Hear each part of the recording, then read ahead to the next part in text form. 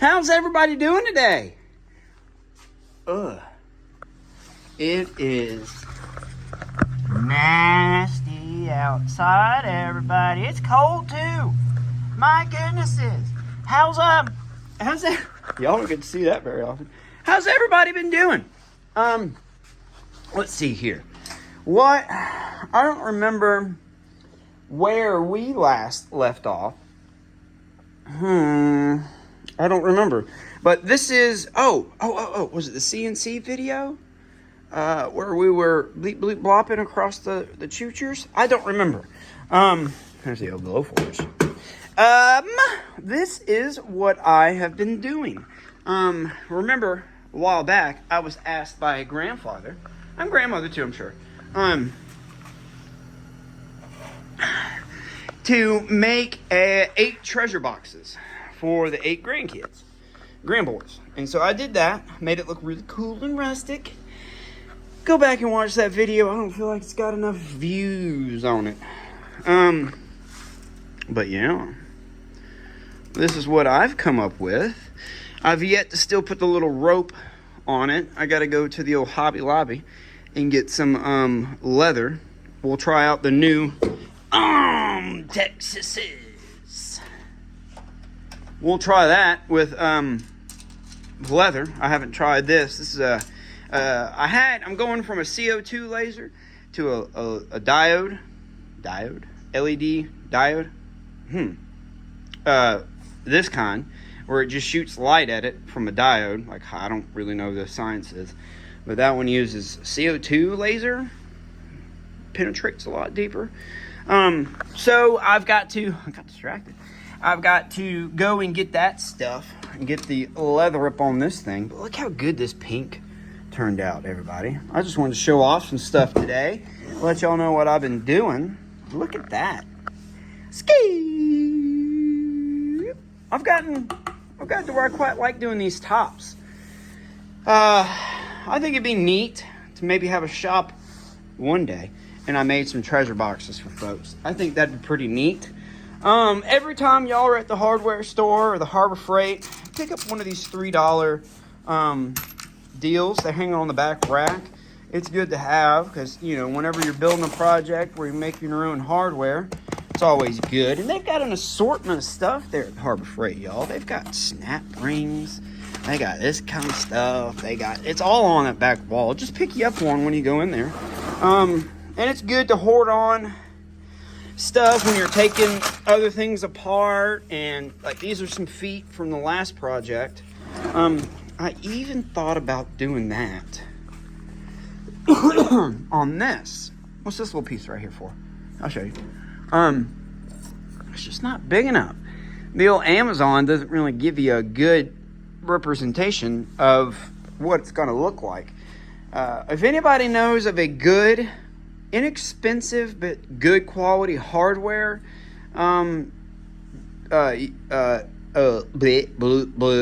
website, please let me know. I know like Rockler and people like that have got all their nice fine woodworking hardware, but that stuff's expensive, y'all. I don't like being, giving up all my money.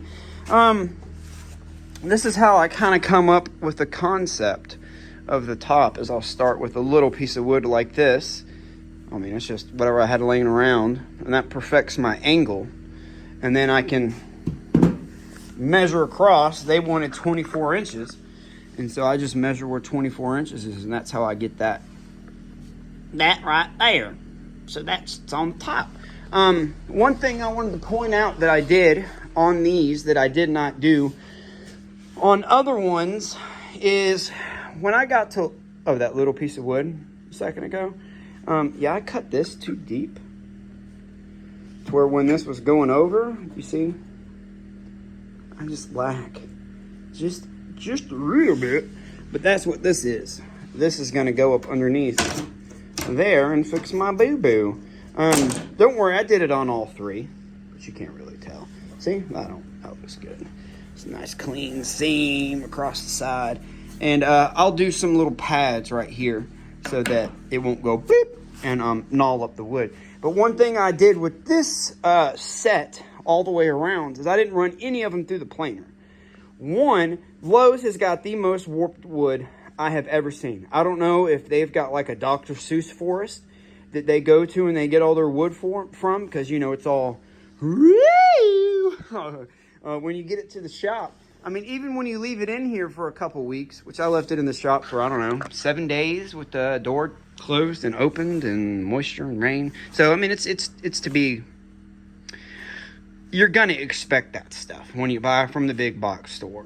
Because it's inside, y'all. You don't keep the lumber inside. You keep it outside to acclimate to the climate, to the elements and stuff. So one thing I didn't do is run it through the planer. And what that allowed me to do was to immediately glue them all up together, but with the inconsistencies and the thickness of the wood, that gave me some wavy joints where the joints came together and one side's higher, one side's lower. I knew that going in, because I wanted to use my sander to come through and give it more of a natural look. See how that kind of goes in right there where the joints, and it kind of poofs out.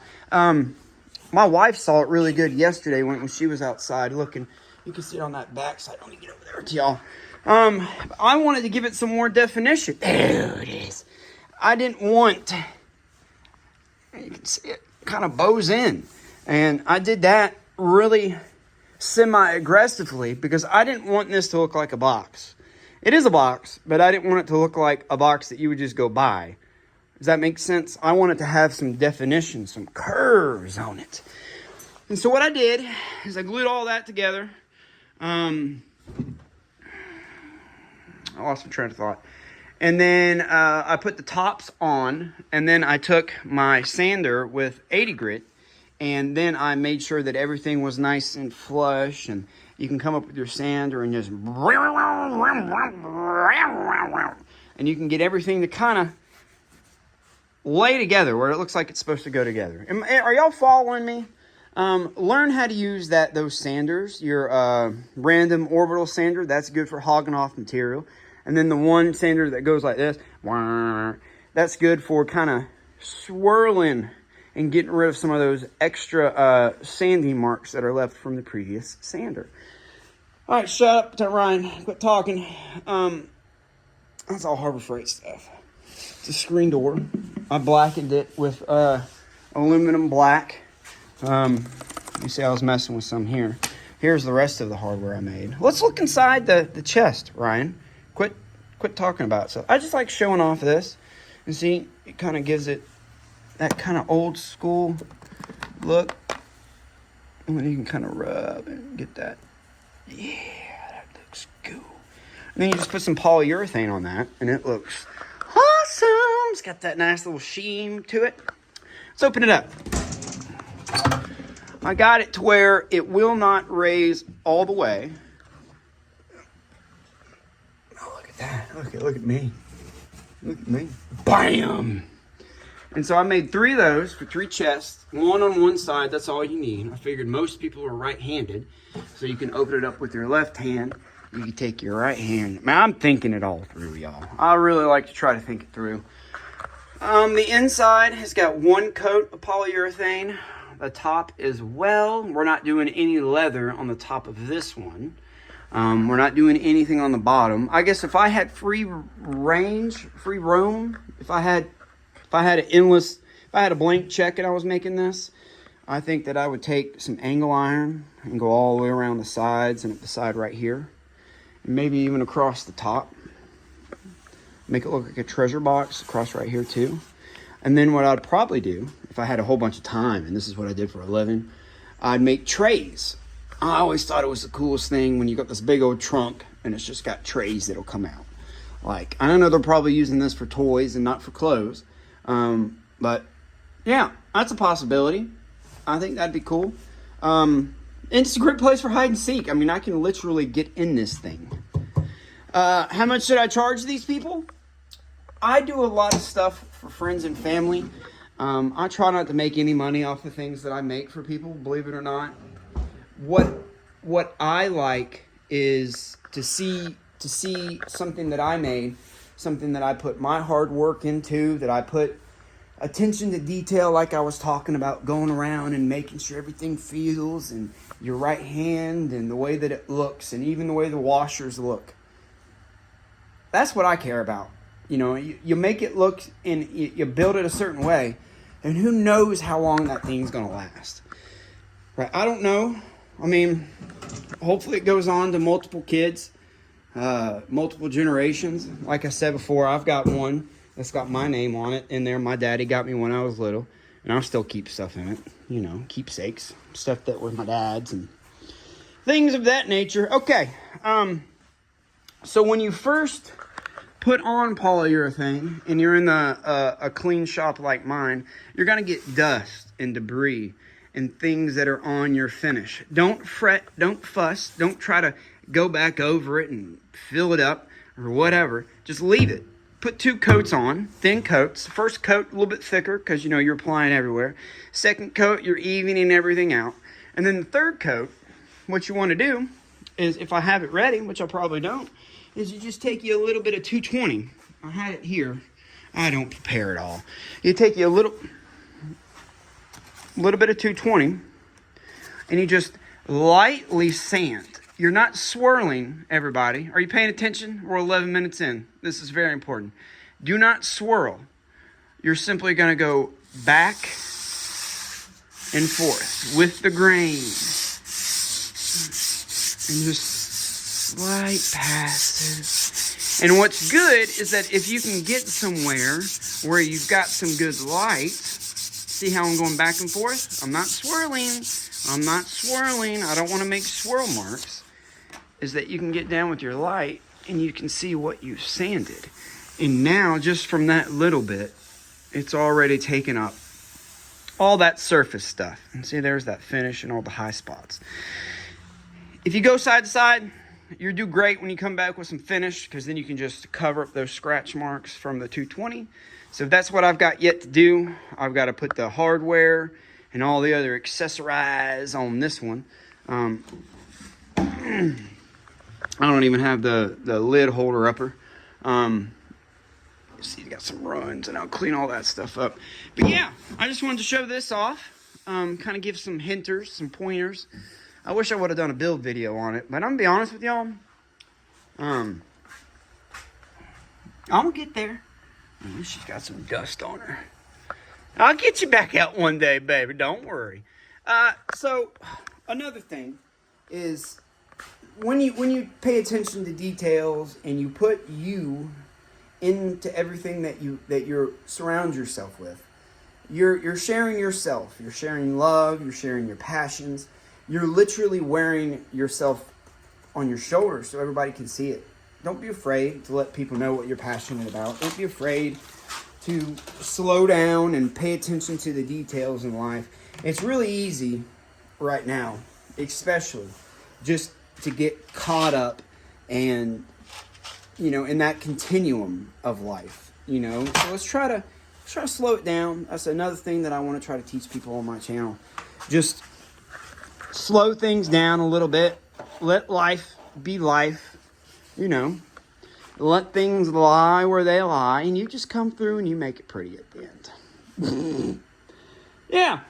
Philosophies with Maker. Everybody have a beautiful day. Be out there, be awesome, be nice to somebody. Like I said, it means so much if you can put yourself in someone else's shoes. Let's say that you go to that same gas station that you've been going to for, I don't know, however many months. I got one that I stop at every day I go to work, and I get my 2 Red Bulls. I say hello to the girls in there. I tell them I have a wonderful day. But what I'm saying is that there's places that you go to all the time.